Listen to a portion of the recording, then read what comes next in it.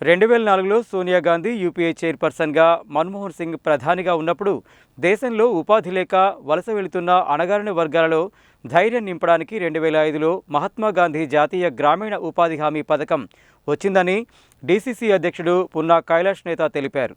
అలాంటి గొప్ప పథకాన్ని నిర్వీర్యం చేసేందుకే కేంద్ర ప్రభుత్వం పథకం పేరుతో పాటు నియమ నిబంధనలు మార్చడం సరికాదన్నారు. ఏఐసీసీ పిలుపు మేరకు టీపీసీసీ అధ్యక్షుడు బొమ్మ మహేష్ గౌడ్ సూచనలతో నల్గొండ జిల్లా డీసీసీ అధ్యక్షుడు పున్నా కైలాష్ నేత ఆధ్వర్యంలో మహాత్మా గాంధీ జాతీయ గ్రామీణ ఉపాధి హామీ పథకం నుండి మహాత్మా గాంధీ పేరు తొలగించిన మోదీ కుట్రలను నిరసిస్తూ నల్ల రిబ్బన్లతో మహాత్మా గాంధీ చిత్రపటాలతో నిరసన కార్యక్రమం నిర్వహించారు.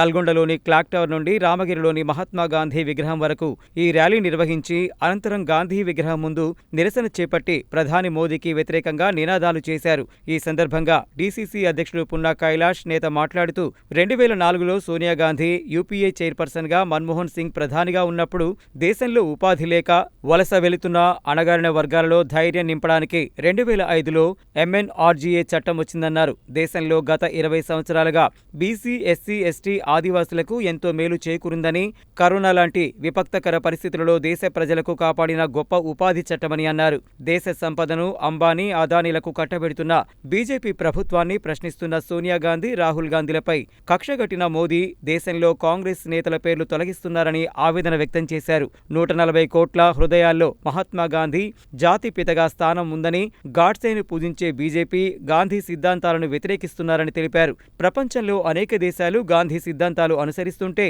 బీజేపీ మాత్రం వ్యతిరేకించడం దుర్మార్గమన్నారు. ఈ కార్యక్రమంలో మహిళా కాంగ్రెస్ అధ్యక్షురాలు మాధవి, సునీత, జిల్లా సీనియర్ నాయకులు కన్నారావు, సుధాకర్, పోకల దేవదాస్, ఎండి ముంతాజ్ అలీ, చింతమల్ల వెంకటయ్య, గాజుల Srinivas, నూనెకోటి, Jillepalli Paramesh, Pagilla Shiva, Cherlapalli Gautam, Pokala Kiran, Jalla Venkateshwarlu, INTUC chairman Ambati Somanna, SC cell chairman Bodaswamy, Putta Venkanna, Rajender Reddy, Sevadal chairman Mekala Sagar Reddy, Ravula పర్వతాలు, లక్ష్మీనారాయణ, శ్రీనివాస్, కటం వెంకన్న గౌడ్, పల్లె రవి, విశ్వనాథుల శివచారి, సైదాచారి, లింగయ్య, గోపీనాథ్, మహేష్, వివిధ అనుబంధ సంఘాల నాయకులు, మండల పార్టీ అధ్యక్షులు, జిల్లా నాయకులు తదితరులు పాల్గొన్నారు. ఏఐసీసీ పిలుపు మేరకు పీసీసీ అధ్యక్షులు బొమ్మ మహేష్ కుమార్ గారి యొక్క నేతృత్వంలో ఈనాడు తెలంగాణ రాష్ట్రంలో జరుగుతున్నటువంటి మహాత్మా గాంధీ జాతీయ గ్రామీణ ఉపాధి పథకం నుంచి మరి మహాత్మా గాంధీ యొక్క పేరు తొలగించడాన్ని నిరసనగా ఈరోజు నల్గొండ జిల్లా కాంగ్రెస్ పార్టీ పక్షాన మరి క్లాక్ టవర్ నుంచి మహాత్మా గాంధీ విగ్రహం వరకు నల్ల రిబ్బన్లతో నిరసన, మహాత్మా గాంధీ పటాలతో మరి ఊరేగింపు కార్యక్రమాన్ని విజయవంతంగా పూర్తి చేశాం.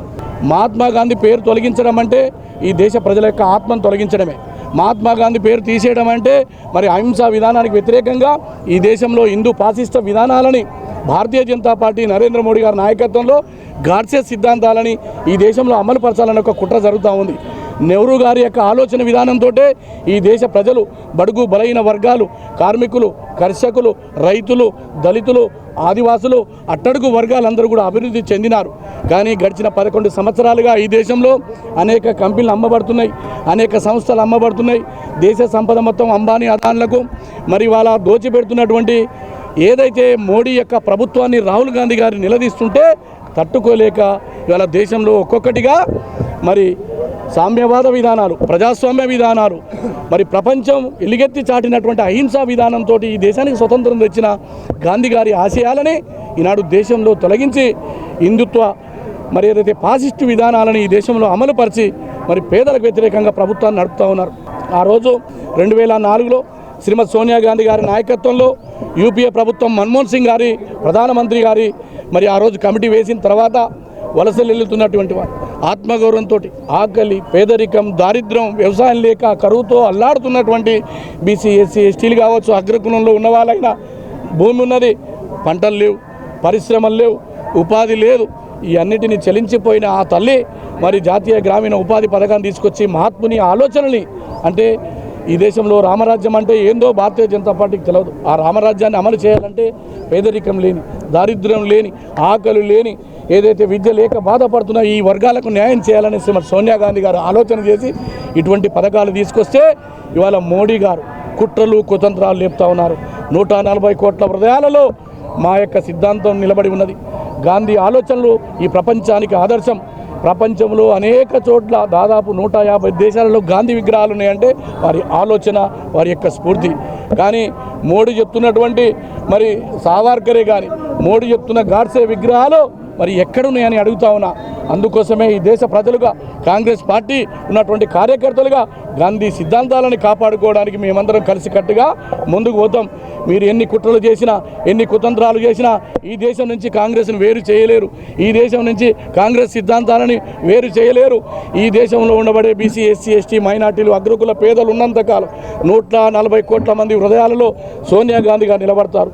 రాహుల్ గాంధీ గారు ఈరోజు మరి దేశ ప్రధానమంత్రి అయితే తప్ప ఇటువంటి వాటికి పరిష్కారం లేదు. అందుకోసమే దేశంలో ఉండబడేటువంటి కాంగ్రెస్ పార్టీ కార్యకర్తలు, అభిమానులు గాంధీ సిద్ధాంతాన్ని, అహింసా విధానాన్ని ప్రేమించేటువంటి కుటుంబ సభ్యులందరూ కూడా మోడీ యొక్క దుర్మార్గ ఆలోచన విధానాలకు వ్యతిరేకంగా పోరాటానికి సన్నద్ధమై 2029లో ఈ దేశానికి రాహుల్ గాంధీ గారిని ప్రధానమంత్రి చేయడం కోసం సర్వశక్తులు ఒడ్డుతాం. అప్పటిదాకా మా కంఠం తెగిపట్ట భారతీయ జనతా పార్టీకి వ్యతిరేకంగా, ఫాసిస్ట్ విధానాలకు వ్యతిరేకంగా, మీ యొక్క మతోన్మాద విధానాలకు వ్యతిరేకంగా ఖచ్చితంగా పోరాటం చేసి కాంగ్రెస్ పార్టీ జెండాని, సోనియా గాంధీ యొక్క సిద్ధాంతాలని, రాహుల్ గాంధీ గారి యొక్క ఆలోచనని ఈ దేశంలో నిలబడతామని కూడా సందర్భంగా మనం చెప్తా ఉన్నాం. నరేగా కార్యక్రమాన్ని ఆ రోజు కాంగ్రెస్ ప్రభుత్వంలో మన్మోహన్ సింగ్ గారు ప్రవేశపెట్టి ఎంతోమంది వేల లక్షల మంది, కోట్ల మంది ఈరోజు ప్రజలు, గ్రామీణ ప్రాంత ప్రజలు ఉపాధి లభించే విధంగా కాంగ్రెస్ పార్టీ ఆ రోజు ఆలోచన చేసింది. దాన్ని ముఖ్యంగా అణగదొక్కి ఈరోజు పేద ప్రజల యొక్క ఉసురు తీసే కార్యక్రమం ఈ భారతీయ జనతా పార్టీ కార్యక్రమం చేస్తుంది. దీన్ని వెంటనే రద్దు చేసి సేమ్ వాళ్ళ మహాత్మా గాంధీ జాతీయ గ్రామీణ ఉపాధి హామీ పథకాన్ని మళ్ళీ అమలు చేసేంత వరకు కాంగ్రెస్ పార్టీ పోరాడుతుందని చెప్పి